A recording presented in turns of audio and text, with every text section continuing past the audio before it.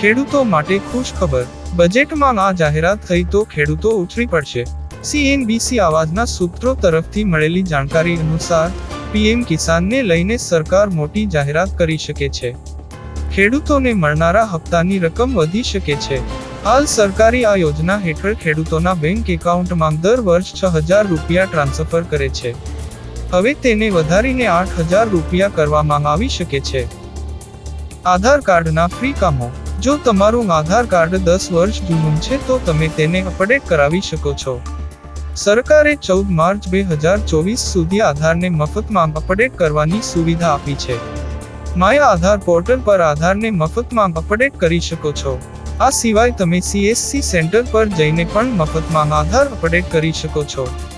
Driving લાયસન્સની માહિતી, જો તમારી પાસે પણ 20 વર્ષ જૂનું એટલે કે 2004 પહેલા બનેલું ડ્રાઇવિંગ લાયસન્સ છે તો આ સમાચાર તમારા માટે જરૂરી છે, કારણ કે 12 માર્ચ સુધી આ ડ્રાઇવિંગ લાયસન્સને ઓનલાઈન અપડેટ કરવું જરૂરી છે।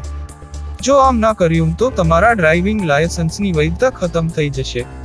નવા ડ્રાઇવિંગ લાયસન્સ માટે લર્નિંગ લાયસન્સ લેવા માટેની અરજી જરૂરી છે।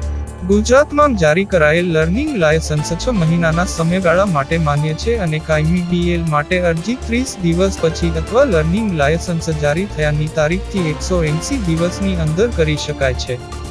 જનધન ખાતા ધારકો ધ્યાન આપે, જો તમારું જૂનું બેંક એકાઉન્ટ છે તો પછી તમે તેને સરળતાથી જનધન ખાતામાં રૂપાંતરિત કરી શકો છો।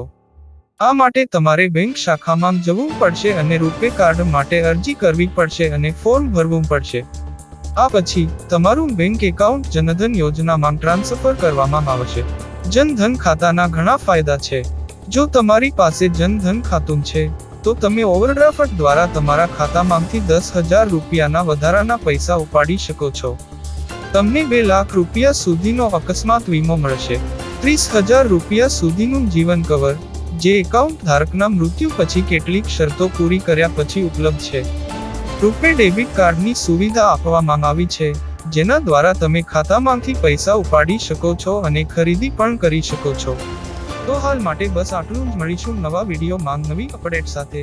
ત્યાં સુધી અમારી ચેનલને સબસ્ક્રાઇબ કરી વિડીયોને એક લાઇક જરૂર કરી દેજો।